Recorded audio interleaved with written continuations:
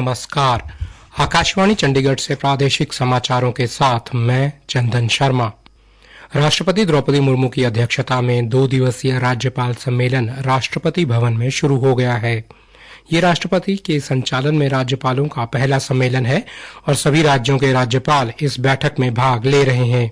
उपराष्ट्रपति जगदीप धनखड़, प्रधानमंत्री नरेंद्र मोदी और गृह मंत्री अमित शाह तथा केंद्रीय मंत्री शिवराज सिंह चौहान, धर्मेंद्र प्रधान, अश्विनी वैष्णव और डॉक्टर मनसुख मांडविया भी इस कार्यक्रम में भाग लेंगे। नीति आयोग के उपाध्यक्ष और मुख्य कार्यकारी अधिकारी तथा प्रधानमंत्री कार्यालय और गृह मंत्रालय के मंत्रिमंडलीय सचिवालय के वरिष्ठ अधिकारी भी सम्मेलन में शामिल होंगे।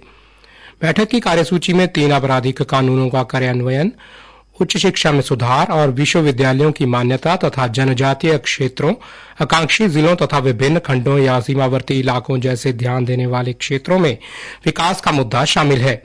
इसके अलावा माई भारत, एक भारत श्रेष्ठ भारत और एक वृक्ष मां के नाम तथा प्राकृतिक खेती जैसे कई अभियानों में राज्यपालों की भूमिका पर भी चर्चा होगी। इसके साथ ही राज्यपालों की भूमिका और राज्यों में विभिन्न केंद्रीय एजेंसियों के बीच बेहतर समन्वय सहित कई अन्य महत्वपूर्ण विषयों पर भी विचार विमर्श होगा। राज्यपाल विभिन्न अलग अलग समूहों में इन विषयों पर बातचीत करेंगे। समापन सत्र में ये समूह राष्ट्रपति, उपराष्ट्रपति, प्रधानमंत्री और अन्य प्रतिभागियों के समक्ष अपनी प्रस्तुति देंगे।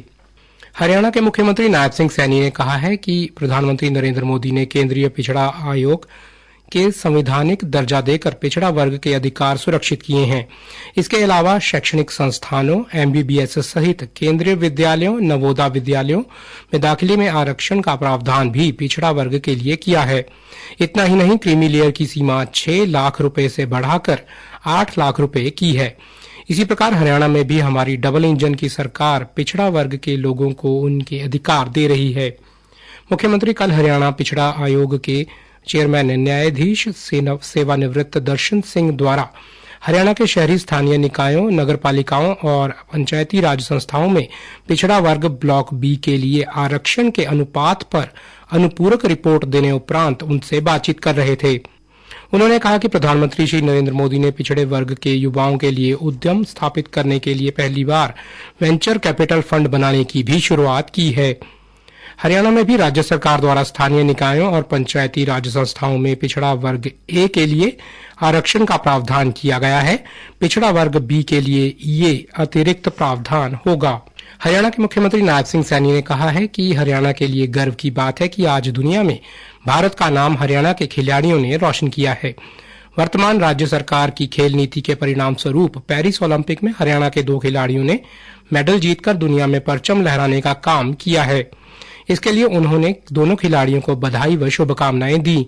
मुख्यमंत्री नायब सिंह सैनी कल चंडीगढ़ से दिल्ली के ट्रेन के सफर के पश्चात नई दिल्ली रेलवे स्टेशन पर पत्रकारों से बातचीत कर रहे थे। उन्होंने कहा कि हमारे जांबाज खिलाड़ियों ने उत्कृष्ट प्रदर्शन करके हरियाणा का नाम ऊंचा किया है।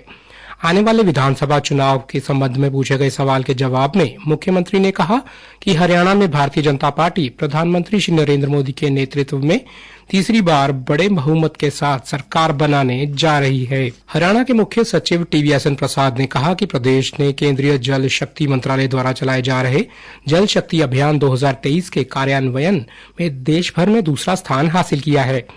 वे कल चंडीगढ़ से सभी उपायुक्तों के साथ वीडियो कॉन्फ्रेंसिंग के माध्यम से जल शक्ति अभियान कैच द रेन 2024 की समीक्षा बैठक की अध्यक्षता कर रहे थे। उन्होंने बताया कि जल शक्ति अभियान कैच द रेन पहल के तहत राज्य में ग्राउंड वाटर रिचार्ज को बढ़ावा देने के लिए 65,000 से अधिक वर्षा जल संरक्षण संरचनाओं का निर्माण किया गया है।